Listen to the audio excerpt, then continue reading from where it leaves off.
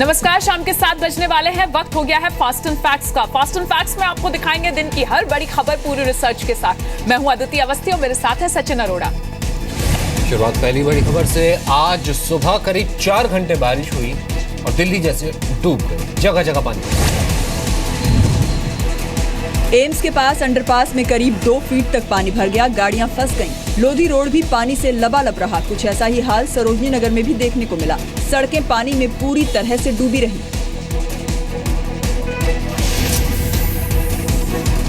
सबसे ज्यादा खराब हालात एम्स में रहे। अंडरपास में पानी भरने की वजह से कई गाड़ियां खराब हो गईं, कई ऑटो भी खराब हो गए, बाइक रुक गईं। जो पैदल गुजर रहे थे उन्हें पानी में डूबकर और रेलिंग का सहारा लेकर सड़क पार करनी पड़ी। लोगों को पानी में उतरकर गाड़ियों को धक्का लगाना पड़ा। आईटीओ में भी लोग सड़कों पर पानी भरने की वजह से परेशान हो गए। सड़कों पर कई फीट तक पानी भरा होने की वजह से गाड़ियां खराब हो गईं।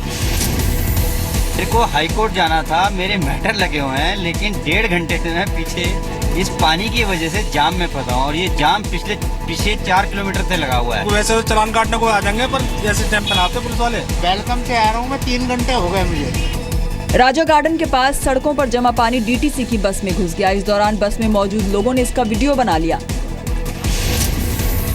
भारी बारिश की वजह से दिल्ली एयरपोर्ट पर 24 फ्लाइट्स लेट हो गईं।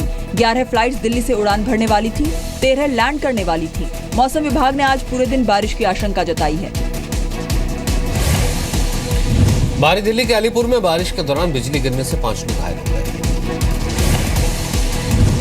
जी न्यूज के रिपोर्टर्स ने ट्रैफिक जैम और वाटर लॉगिंग से बंधक बनी दिल्ली की तस्वीरों को कैमरे में रिकॉर्ड किया। सबसे खराब हालात दिल्ली के एम्स में रहे, जहां गाड़ी, बाइक, बस सब डूब गए। ये एम्बुलेंस फिलहाल यहाँ पानी में अटक गई है। बस जा रही है तो किस तरह की लहरें बन रही हैं, आप ये देख सकते हैं। ये स्मार्ट दिल्ली का हाल है। पानी लहरों पे चल रहा है। आपने उड़ता पंजाब देखी, लेकिन आज तैरता हुआ दिल्ली देखिए आप। दिल्ली के आईटीओ में बारिश के बाद सड़कों पर गाड़ियों की लंबी लाइनें लग गईं। बेहद अहम यह रास्ता है और जिस तरह से आप तस्वीरों में देख सकते हैं, सभी गाड़ियों की पार्किंग लाइट आपको ऑन नजर आएगी। यहाँ पर लंबी कतार जो है वो लग चुकी है गाड़ियों की। दिल्ली के बहरो मार्ग पर भी सड़कों पर पानी जमा हो गया। जो 2 व्हीलर हैं वो इस पानी के बीच में नहीं चल पा रहे हैं, लेकिन जो 4 व्हीलर हैं वो चल तो पा रहे हैं, लेकिन उनकी जो रफ्तार है वो बेहद धीमी है, जिस वजह से जो जाम की स्थिति है वो यहाँ पर बनी हुई है। सुबह 8 बजे के बाद दिल्ली के कई इलाकों में काले बादलों की वजह से अंधेरा छा गया था। इससे विजिबिलिटी कम हो गई थी। अभी जोरदार बारिश के बाद पानी पानी हो गया। गुरुग्राम में सुबह करीब 7:30 बजे शुरू हुई बारिश लगातार 4 घंटे तक जारी रही। सड़कें तालाब बन गई, पानी घरों में घुस गया। फरीदाबाद में भी बारिश के दौरान दिल्ली मथुरा रोड के पास कई इलाकों में पानी भर गया। गाजियाबाद में भी हालात बेहद खराब रहे। विजयनगर और प्रताप विहार को बाकी शहर से जोड़ने वाले गौशाला अंडरपास में पानी भर गया। नोएडा में भी सड़कों पर पानी भरने के बाद लोगों को काफी मुश्किल हुई। सेक्टर 22 में हालात बेहद खराब रहे। इसके अलावा कई रिहायशी और पॉश कॉलोनियों में भी पानी भर गया। गुरुग्राम के गोल्फ कोर्स रोड, सोहना रोड, हीरो होंडा चौक, हुडा सिटी सेंटर और एक्सप्रेसवे पर जाम लग गया। पिछली बार के जाम से सबक लेते हुए गुरुग्राम पुलिस ने ट्वीट कर लोगों को सड़कों पर गाड़ी चलाते वक्त लेन में चलने की सलाह दी। गुरुग्राम में आज सुबह 8:30 से 10:30 बजे के बीच 3 किलोमीटर बारिश रिकॉर्ड की गई। दिल्ली में बारिश की वजह से जाम पर अमेरिका के विदेश मंत्री जॉन कैरी ने चुटकी ली। जॉन कैरी को सुबह दिल्ली के शीशगंज गुरुद्वारा, जामा मस्जिद और गौरी शंकर मंदिर जाना था। बारिश की वजह से नहीं जा पाए। आईआईटी दिल्ली में भी दिक्कत का सामना करना पड़ा। उन्हें सुबह 9:30 बजे पहुंचना था, लेकिन 1 घंटे की देरी से पहुंचे। सैकड़ों छात्रों को ऑडिटोरियम में देखकर कैरी हैरान हुए और पूछा क्या वो नाव से यहाँ पहुँचे हैं। You guys all deserve an award for being able to get here today. I don't know if you came in boats or amphibious vehicles of some kind, but I salute you. John Kerry सोमवार को भी बारिश की वजह से traffic jam में फंसे थे। दिल्ली एयरपोर्ट से निकलने के बाद केरी को करीब 1 घंटे तक जाम में फंसना पड़ा। एयरपोर्ट से केरी चाणक्यपुरी के होटल जा रहे थे, लेकिन सत्या मार्ग पर वो जाम में फंस गए। जॉन केरी को जाम से निकालने के लिए सुरक्षा टीम के पसीने छूट गए। जॉन केरी चौथी बार भारत आए हैं, लेकिन पहली बार उन्हें दिल्ली के ट्रैफिक जाम की समस्या से जूझना पड़ा। बारिश से सिर्फ दिल्ली नहीं बल्कि करीब 1600 किलोमीटर दूर हैदराबाद भी बेहाल है। सुबह से हैदराबाद और आसपास के इलाकों में बारिश शुरू हो गई। कुछ ही देर में 3 से 4 फीट पानी जगह जगह जमा हो गया। हालात ये हो गए कि कई जगह कार पानी में डूबी नजर आई। कार को पानी से निकालने के लिए लोगों को काफी मशक्कत करनी पड़ी। हैदराबाद के एक अपार्टमेंट की पार्किंग में कई फीट तक पानी भर गया।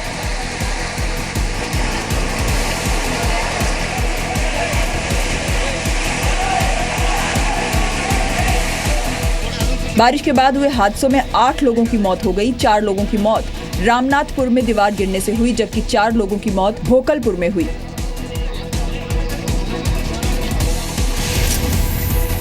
मौसम विभाग ने अगले 3 दिनों में तेलंगाना और आंध्र प्रदेश के लिए भारी बारिश की चेतावनी जारी की है। मौसम विभाग के मुताबिक तेलंगाना और आंध्र प्रदेश में अगले 3 दिनों में 15 वर्षों में सबसे ज्यादा बारिश होगी। भारी बारिश को देखते हुए राज्य सरकार ने कर्मचारियों को 1 घंटे देरी से दफ्तर आने की छूट दी है।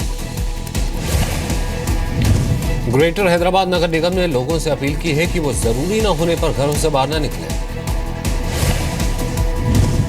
हरियाणा में रॉबर्ट वाड्रा के जमीन सौदों की जांच के लिए बनाए गए ढींगरा आयोग ने गड़बड़ी की तरफ इशारा किया है।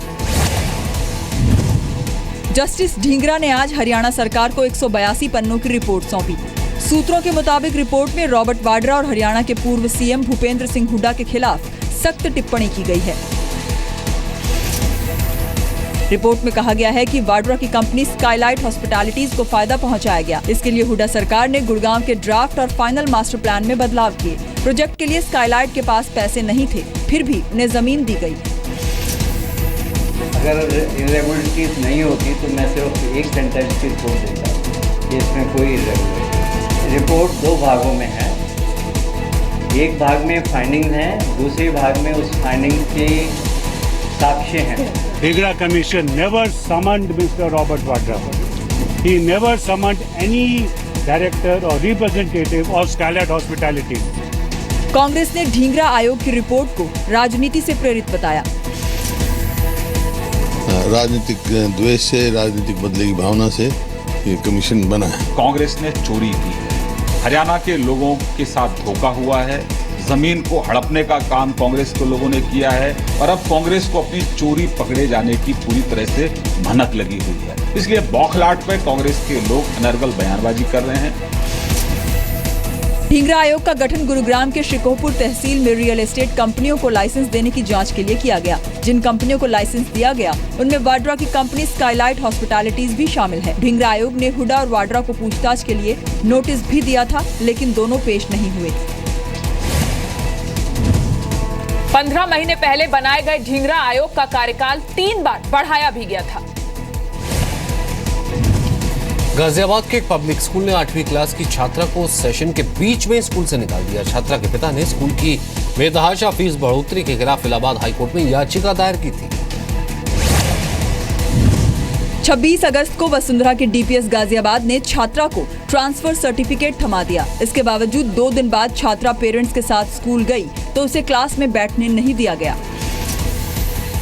जो हमारे ऊपर केस किया है, इसकी वजह से स्कूल की इमेज गिर गई है। हमें एडमिशन्स नहीं मिल पा रहे हैं, हमें बहुत नुकसान हो रहा है। आप अपने बच्चे को निकाल लो, फ्री ऑफ कॉस्ट एजुकेशन देंगे।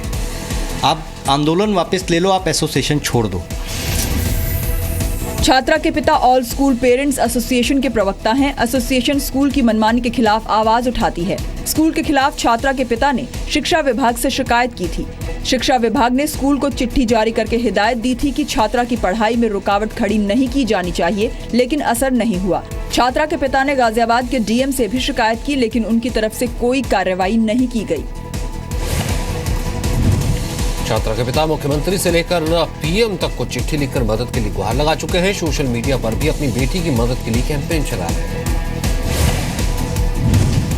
कानपुर के अस्पताल में बच्चे की मौत पर जी न्यूज की खबर का असर हुआ है। पीएम मोदी ने इस मामले में रिपोर्ट मांगी है।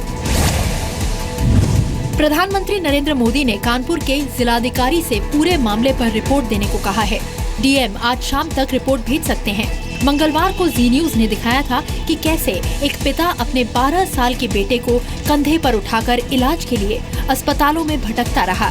सुनील बुखार से तड़प रहे बेटे अंश को 3 अस्पतालों में ले गए पर इलाज नहीं मिला। इसके बाद वो हैलेट अस्पताल के इमरजेंसी वार्ड पहुंचे तो डॉक्टर ने उन्हें बाल रोग विभाग जाने को कहा। बेटे को बाल रोग विभाग तक ले जाने के लिए सुनील को स्ट्रेचर तक नहीं दिया गया।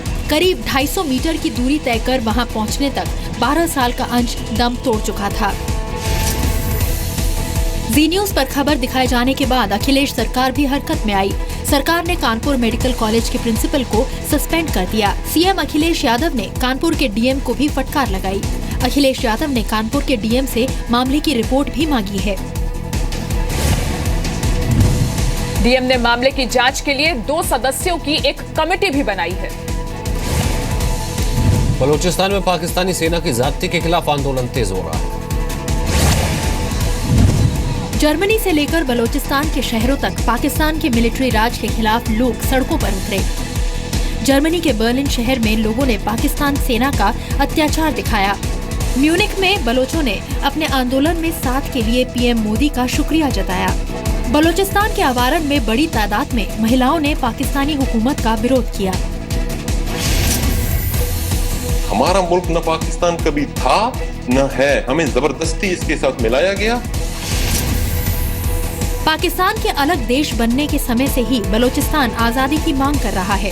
हाल के वर्षों में चीन के साथ इकोनॉमिक कॉरिडोर को लेकर बलूचिस्तान में विद्रोह और बढ़ा है।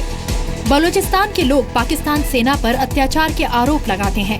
एक रिपोर्ट के मुताबिक पिछले 15 वर्षों में 20,000 से ज्यादा बलोच नागरिकों की हत्या पाकिस्तानी सेना ने की है। 15 अगस्त को लाल किले से अपने भाषण में पीएम मोदी ने बलूचिस्तान का जिक्र किया था। सूत्रों के मुताबिक ऑल इंडिया रेडियो जल्द ही बलोच भाषा में रेडियो प्रसारण शुरू करेगा। सरकार ने इसकी मंजूरी दी है।